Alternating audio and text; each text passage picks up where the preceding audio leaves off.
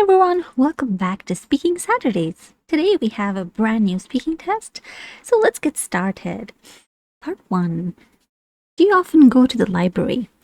Well, I think it must have been, let me guess, I think it's probably been, I don't know, 18, maybe 15 to 18 years since the last time I visited a library.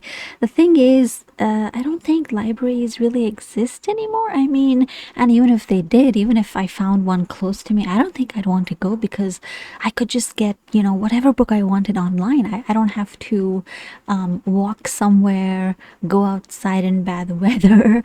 I don't need to do any of that. I can just go on to Amazon. I can buy whatever book I want. I can even get some books free because there's lots of resources for that. So, no, I mean, even if I had a great library close to me, I probably wouldn't go. But I did go as a child, though I really loved libraries. But that was way back when the internet was not a thing, and, of course, ebooks were not a thing either. What do you usually do in library? So, of course, like I said, I don't go anymore. The last time was probably a decade and a half, if not more, ago. But I would just so they had a few options. Like the library that I went to when I was 12, 13 years old, they had very limited seating space.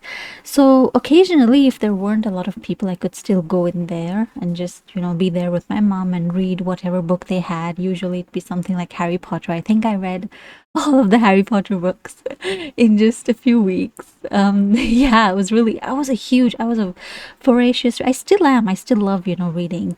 So I can just like yeah, but mostly I had to like take my books home because like I said, they had very limited seating space, so I really wasn't in the library. I was a member, of course, but yeah, I mostly just took my books home. What kind of people go to libraries to work or study? What kind of people? Well, I knew a few people, like let's say, like when I was in, oh yeah, of course, when I was in college, I'd go to library all the time. We had an amazing library. And of course, they also had access to journals and stuff like that online. So I'd go there to study mostly. I mean, mostly it's, students, not just college libraries. Of course, we have other reading rooms and libraries, but they're a bit like farther out in the city center. So um, again, they have, of course, like the one that I know. There's a huge building, and a lot of people who study in colleges close to that place, they go there to study usually. I don't really know anybody who goes to a library to work. Most people who need to work, they will book, one of those offices that you have, like you can book an office room for 8 hours or something like that. Maybe they'll go to Starbucks or something like that. But I personally don't know anyone who goes to a library to work. Also, because most work does involve meetings and stuff like that. And obviously, you cannot really, speak inside a library. That's very rude. Are libraries popular in your country? I don't really know. I would probably say, I'm guessing no, because I mean, first of all, it's super, heavily populated. And I mean, wherever you go outside, there's a lot of people. And I think people really prefer having their own space, like their own homes where they can read and not be surrounded by lots of people and lots of noise. Of course, I understand libraries are supposed to be places that are not noisy, but again, like I said, there's not that many of them. It's not, we don't have a library culture. I would say there's very few people that really enjoy that sort of thing, and of course those kinds of people will always go. But overall, on the whole, no, it's really not a thing here. Okay, now we'll go on to part 2. And here's our question. So let me read that out for you. Describe a photo that makes you happy. You should say what the photo is like, when and where you took this photo, how often do you look at it, and explain why this photo makes you happy. So as usual, I won't be taking time to make notes or whatever. I'm just gonna do it impromptu like I always do. In fact, you can do that as well. It's good to practice without giving yourself, because what I've seen is, and I know I'm going kind of off topic, but this is important. What I see is a lot of people, they really start to depend on being able to make notes and refer to them, and that kind of ends up being a crutch. And so you don't want that crutch. You really want to develop that confidence that, okay, no matter what I get, I can handle it. The thing is, it's often fear that stops us from doing something. But trust me, things are often worse in your head than they actually are in real life. So, yeah, try and practice. When you practice speaking, if you practice alone, if you practice with your friend, maybe your teacher if you have one, try and do, a couple of practice sessions where you don't make notes for part two. Just give it a try. What's the worst thing that can happen? You realize, okay, this is not working for me. I need my notes. Okay, you learned something, right? So, yeah, enough yapping, and I'll move on to actually responding. So in my neighborhood, we have a lot of stray dogs. Well, not a lot of stray dogs, but in general we have stray dogs and stray cats. And so I feed and vaccinate and get local stray dogs mostly. I feed the cats as well, but I don't get them sterilized because there's a different agency that handles that. But so we had one evening in 2000. I want to say 2019, maybe 2000. No, I think it was 2018. So me and my mom were walking, and so we saw this dog, and she was hungry, and we're like, oh my God, she's so hungry. And so, I got some food for them, for this, one dog. And then she kind of led us to her puppies. Anyway, so we grew really close to those puppies, and so I kind of, fed them every single day, and then we got them neutered and everything. They're like the healthiest dogs in the entire, in this entire region. Anyway, so one really beautiful summer day, I was just, every time I go out, these dogs, they start running and jumping at me. And it's all in good fun. I enjoy it. So one summer, the sun was just shining perfectly. And I think it was like 9 a.m., 10 a.m. or something. I think I was coming back from the gym. And this one dog, she's brown. She's really adorable. And she's also full of energy. She's very, she's a mischief maker. So she, is starting to jump at me. And I was like so lucky because I whipped out my phone at the exact moment, and I was able to capture a picture of her just in motion jumping up at me, right? And it's such a silly, hilarious looking photo because it looks like when you look at the picture you think she is jumping right at you, and it's really silly, but I love the picture because I feel like this picture really represents her personality. She's just silly like that, but she's also very loving. So yeah, I mean, I don't look at it every day, of course, but I have Google Photos, and Google Photos will often just send you a reminder like, oh, this is the picture that you took like 1 year ago or 10 years ago, whatever. And so every now and then it pops up, and I delete a lot of pictures that are bad or useless, stuff like screenshots and whatever, but I never delete pictures of the dogs because it's always fun to look at them. Okay, I don't know how much time that was. I wasn't really paying attention, but let's continue. Okay, so what's next? Part 3. And of course, part 3 questions are related to part 2.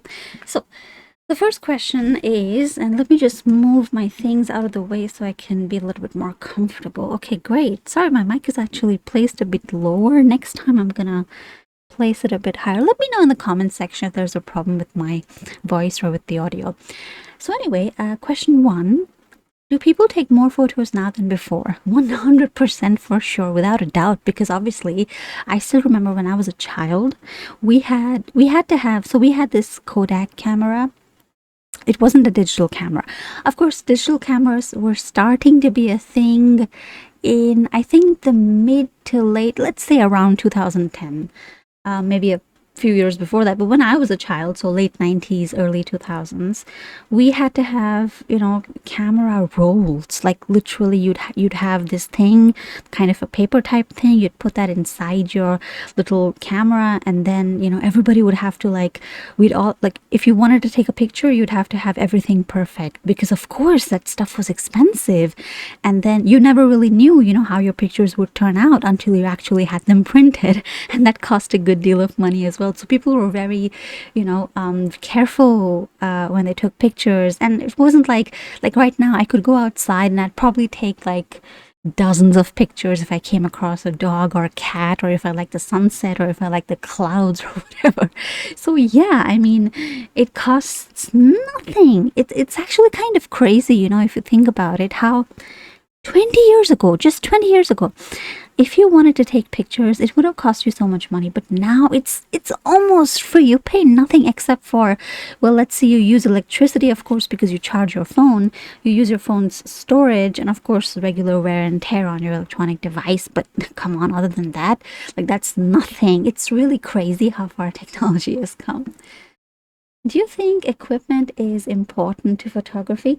Yeah, well, obviously, I mean, it's partly true, but you know how that old saying goes, a bad workman blames his tools.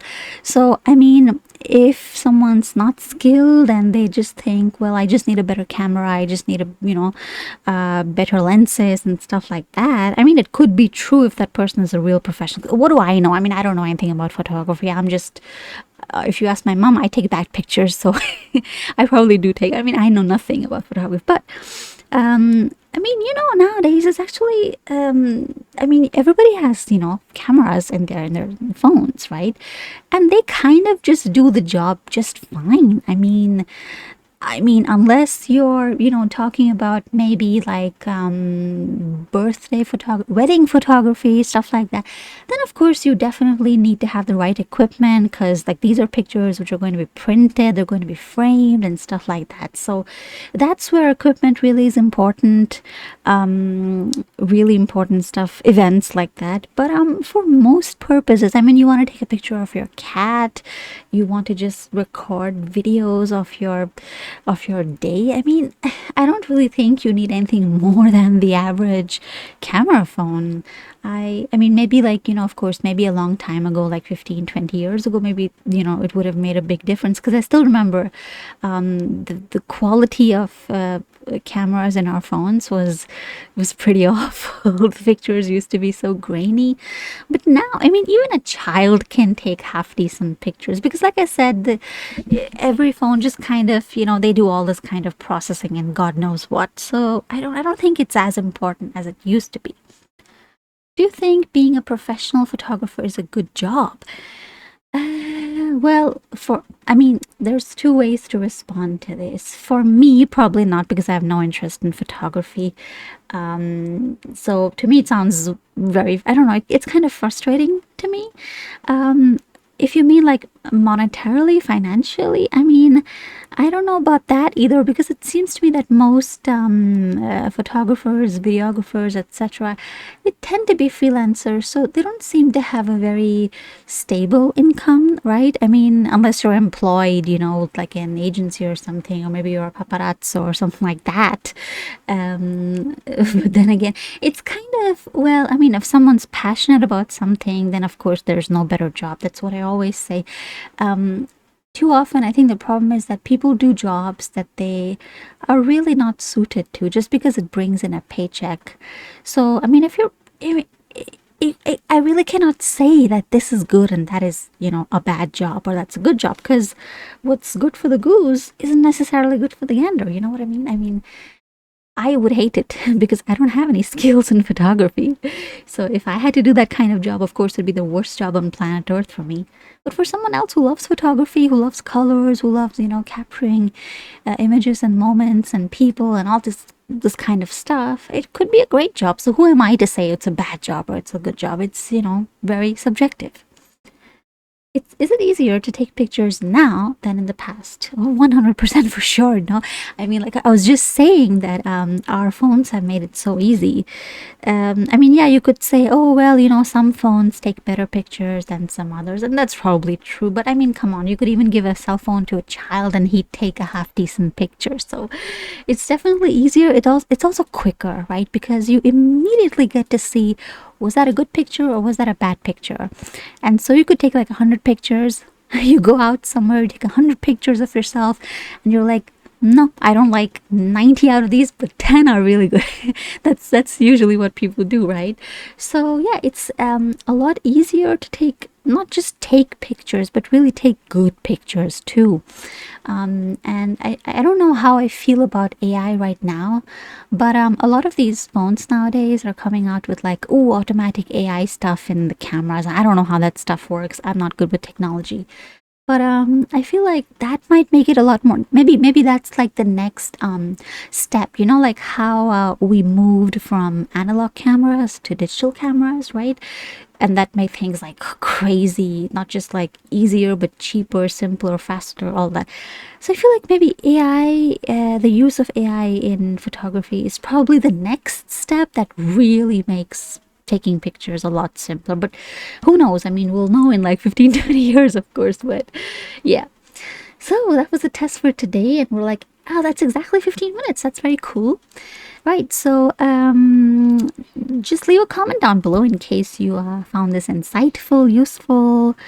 And if you have any comments for, any changes you'd like to see, leave them down below. I definitely take that into consideration.